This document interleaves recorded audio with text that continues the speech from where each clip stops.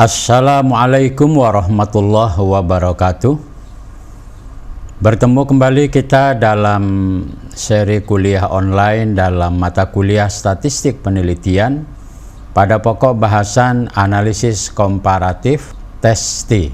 Setelah kita membahas beberapa materi terkait dengan TESTI, mulai dari analisis TESTI sampel kecil, data tunggal, data kelompok pada video pertama dan kedua, dilanjutkan dengan analisis komparatif TESTI sampel yang berkorelasi untuk sampel besar, yaitu N atau sampel jumlahnya lebih dari 30 atau sama dengan 30, data tunggal dan data kelompok.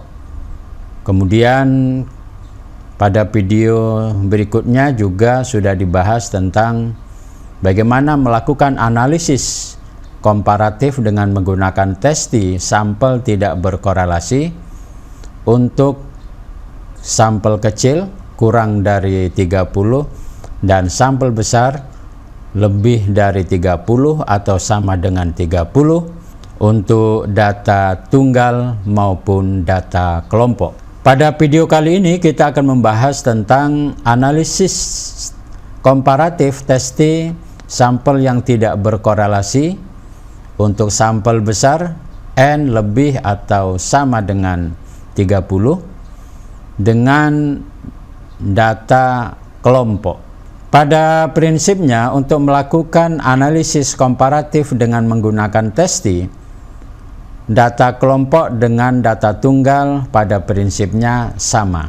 Untuk lebih memudahkan pemahaman kita, mari kita lihat contoh perhitungan bagaimana menggunakan analisis komparatif TESTI untuk sampel yang tidak berkorelasi, di mana jumlah N atau respondennya lebih dari 30 atau sama dengan 30 dengan jenis data yaitu data kelompok. Misalnya dalam suatu kegiatan penelitian ingin mengetahui apakah terdapat perbedaan prestasi belajar yang signifikan antara mahasiswa yang berasal dari madrasah aliyah negeri dan mahasiswa yang berasal dari sekolah menengah atas negeri pada suatu perguruan tinggi.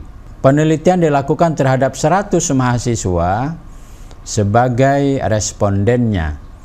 Setelah data ditabulasikan dalam bentuk distribusi frekuensi, dapat dilihat pada tabel berikut.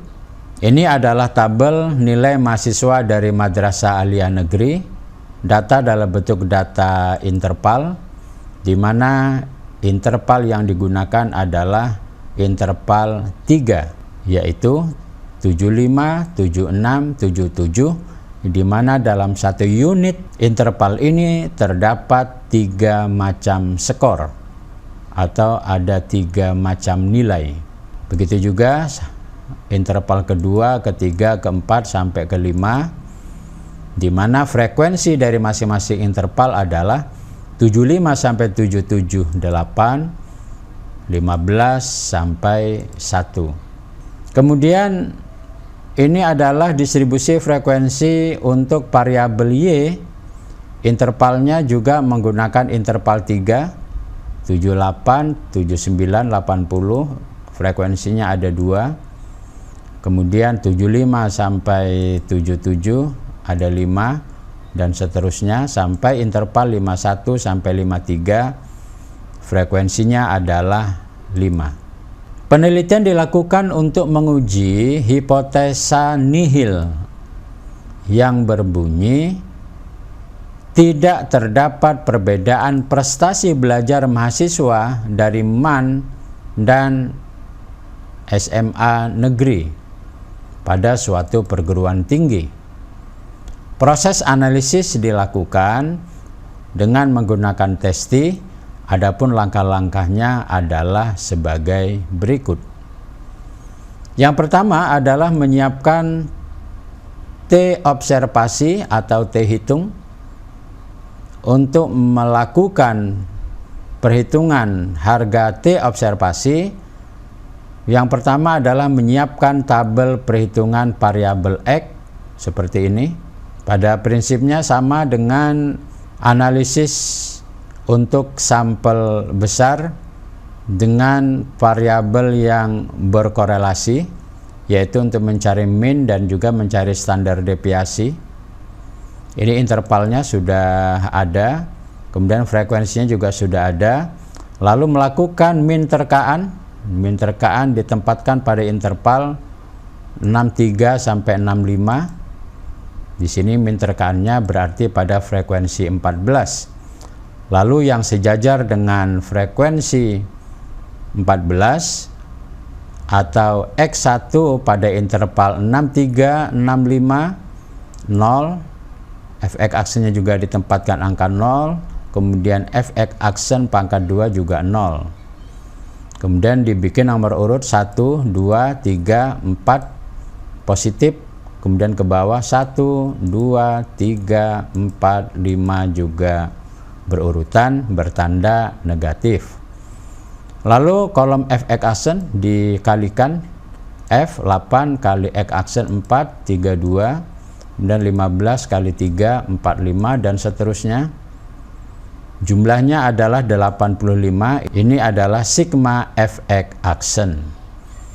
Kemudian kolom Fx aksen pangkat 2 ini adalah perkalian F8 dengan X aksen pangkat 2, 4 pangkat 2, 16 dikali 8 dapatlah 128.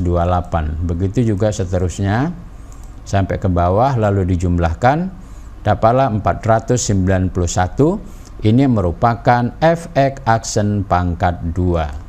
Kemudian dari tabel tersebut dihitung mean atau nilai rata-rata dari variabel X.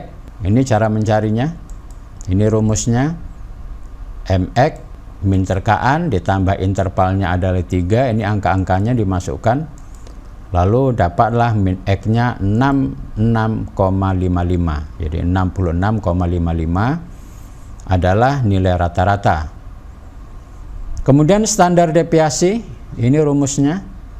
Kemudian masukkan angka-angkanya seperti ini. Maka setelah dimasukkan, dihitung, maka dapatlah standar deviasi X 6,139. Langkah selanjutnya mencari mean dan standar deviasi variabel Y. Maka sebelum menghitung mean dan standar deviasinya, siapkan tabel perhitungan seperti ini. Caranya sama dengan variabel X, dicari Y aksen, Fy aksen, lalu Fy aksen pangkat 2, sehingga diperoleh sigma Fy aksen 54 dan sigma Fy aksen pangkat 2 516. Kemudian tinggal mencari mean. Mean ini adalah ringkasan dari tabel perhitungan. Kemudian mencari mean variabel Y, ini rumusnya.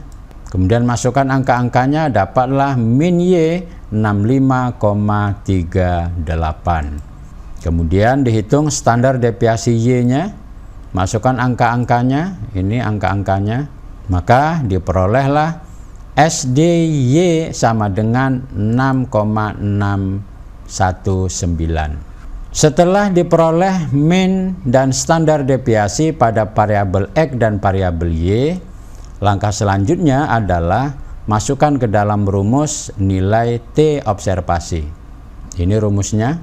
Kita lihat dalam rumus ini tidak ada 2 kali RY aksen. Ini menunjukkan bahwa rumus ini adalah rumus untuk tes T, di mana variabel yang dikomparatifkan tidak memiliki hubungan. Kemudian dimasukkan angka-angkanya seperti ini. Kemudian setelah dimasukkan angka-angkanya seperti ini, maka setelah dimasukkan angka-angkanya diperolehlah T observasi 1,290. Ini T hitung atau T observasi 1,290. Langkah selanjutnya adalah memberikan interpretasi. Sebagaimana pada video-video sebelumnya, cara memberikan interpretasi untuk tes T sama, yaitu menghitung besarnya df, rumusnya nx ditambah ny sama dengan 100 tambah 100 dikurangi 2. Nah, dapatlah 198. Ternyata dalam tabel tidak ditemukan DF 198.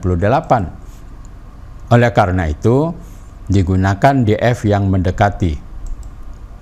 Yang mendekati 198 adalah 200. Maka dengan T tabel 200 diperolehlah taraf signifikan 5% 1,97 dan taraf signifikan 1% 2,60. Kita lihat tabelnya.